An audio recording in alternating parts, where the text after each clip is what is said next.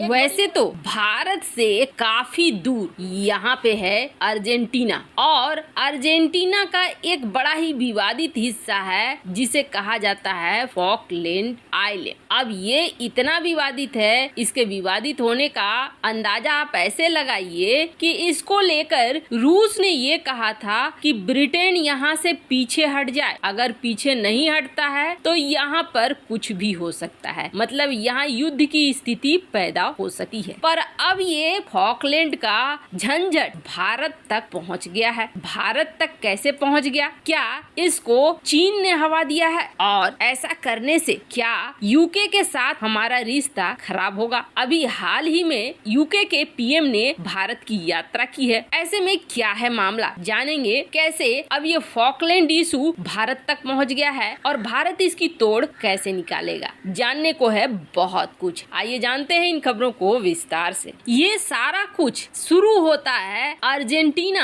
और यूके के बीच, और ऐसा शुरू होता है कि अर्जेंटीना और यूके में लड़ाई भी हो जाती है, एक युद्ध भी हो जाता है। अब कारण क्या है तो आपको बता दें, ये जो आपने आइलैंड्स देखा, इस आइलैंड पर अभी भी कब्जा है यूके का, और अर्जेंटीना कहता है कि ये हमारा हिस्सा है, इसे तुम खाली करो। यूके इस बात को मानने को तैयार नहीं है, पर यूके है अभी काफी दूर। ऐसे में क्या हुआ कि अचानक से अर्जेंटीना ने अपनी सेना को भेज दिया और अर्जेंटीना की सेना ने इस पर कब्जा कर लिया, पर यूके ने फिर अपने फ्लीट वगैरह भेज दिए, युद्धपोतों को भेज दिया, तो अर्जेंटीना बहुत ज्यादा समय तक टिक नहीं पाया और उसके सैनिकों को खाली करना पड़ा। अब यहाँ पर काफी समय से यूके का ही कब्जा है। बीच बीच में अगर कोशिश भी करता है अर्जेंटीना तो इस कोशिश को बेकार कर देता है यूके। ये विवाद बढ़ने लगा। जब ये विवाद बढ़ने लगा तब इसमें रूस की भी एंट्री हो गई और रूस ने कहा कि यूके को इस आइलैंड को छोड़ देना होगा। अगर ऐसा नहीं करता है यूके तो फिर यहाँ पर कुछ भी हो सकता है। मतलब साफ था, मतलब ये था कि इस बार अगर युद्ध होता है तो अर्जेंटीना को कर देगा रूस सपोर्ट। लेकिन इस वक्त बात करें रूस की तो रूस तो खुद ही अटका पड़ा है, तो ये बात तो होगी नहीं। पर चीन जो है वो इस मामले में पीछे नहीं है। उस वक्त भी कथित तौर पर चीन को ही कहा जाता था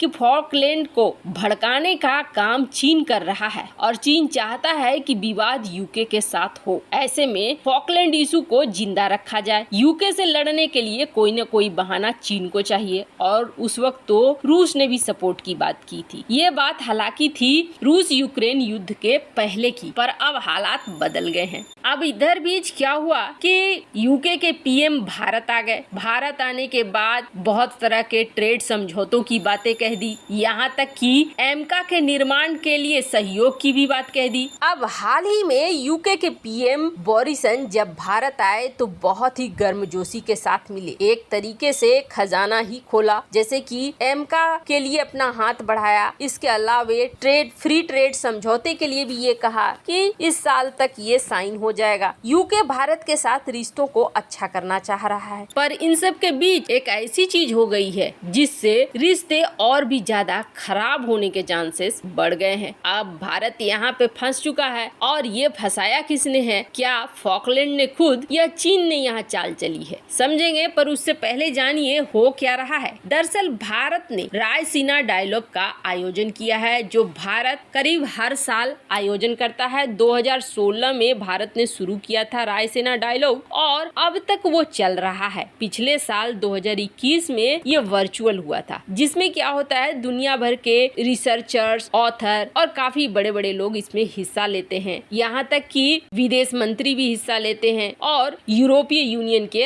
अध्यक्ष भी हिस्सा लेते हैं। जैसे कि इस बार यूनाइटेड नेशन के जनरल असेंबली के प्रेसिडेंट अब्दुल्ला शाहिद आ रहे हैं। उसके अलावे फॉरेन मिनिस्टर अर्जेंटीना के, अर्मेनिया के, ऑस्ट्रेलिया के, गुयाना के, नाइजीरिया के, नॉर्वे के, लिथुआनिया के, मेडागास्कर के, ऐसे बहुत सारे देशों के विदेश मंत्री आ रहे हैं। अब ये पार्टिसिपेशन बहुत बड़ा हो रहा है, वो साफ तौर पर दिख रहा है। भारत दुनिया को एक मंच देता है, जिस मंच पर विद्वान से लेकर विदेश मंत्री तक, यानी कि विदेश नीति से लेकर हर चीज का डिस्कशन होता है, अपनी बात रखने का मौका मिलता है। अब तक फॉकलैंड को लेकर जब भी बात होती थी तब भारत यही कहता था कि इन चीजों को आप आपस में बातचीत बातचीत करो, बातचीत करके इसका सॉल्यूशन निकालो। आप लोगों का ये विवाद काफी पुराना है और ऐसे में जैसे ही आप कर रहे हो, युद्ध की नीतियां अपना रहे हो, उससे ये विवाद हल नहीं होगा। पर ये विवाद हल हुआ नहीं। अभी भी फॉकलैंड द्वीप पर ब्रिटेन का कब्जा है और अर्जेंटीना इस पर दावा करता है। यहाँ तक कि अर्जेंटीना इसे किसी दूसरे नाम से भी बुलाता है, लॉस मोलिनोस के नाम से। अब ब्रिटिश प्रधानमंत्री बोरिस जॉनसन के भारत यात्रा के ठीक बाद अर्जेंटीना के विदेश मंत्री सेंटियागो कैफिरो नई दिल्ली पहुंचे हैं। अब उनकी यात्रा का मकसद क्या है? वो रायसीना डायलॉग में तो आए हैं, लेकिन उनका मकसद है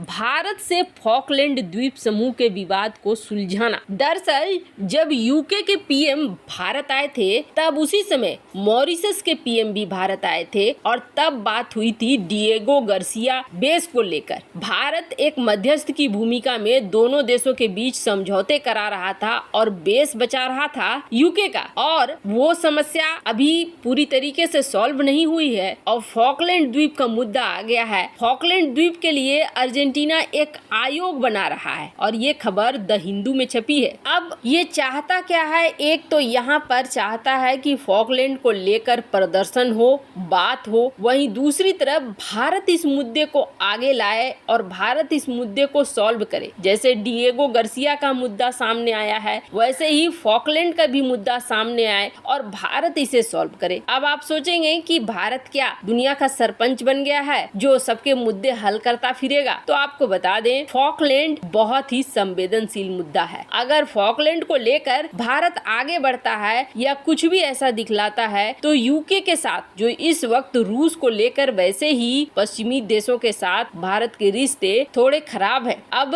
अगर फॉकलैंड इशू पर भारत कोई भी एक्शन लेता है तो आप समझ लीजिए भारत के लिए ये बड़ी मुश्किल होने वाली है। और अर्जेंटीना इस आयोग जो बना रहा है, इसकी लॉन्चिंग का समय देखिए कैसा चुना है कि ठीक ब्रिटिश पीएम बोरिस जॉनसन जाते हैं और उसके बाद अर्जेंटीना ये काम कर रहा है। अब कहीं न कहीं अर्जेंटीना चीन के बहकावे में काम कर रहा है या भारत को भी इस मामले में लपेटना चाह रहा है, रिश्तों को और इस वक्त खराब करना चाह रहा है। पर आपको क्या लगता है, क्या इस तरीके के आयोग की अनुमति देनी चाहिए या फिर इस तरह के किसी तरीके के प्रदर्शन की अनुमति भारत को देना चाहिए? फॉकलैंड विवाद में भारत का कूदना क्या सही रहेगा या नहीं? कमेंट कर अपनी राय जरूर बताएं। जल्द मिलते हैं अगले वीडियो में नई खबर के साथ।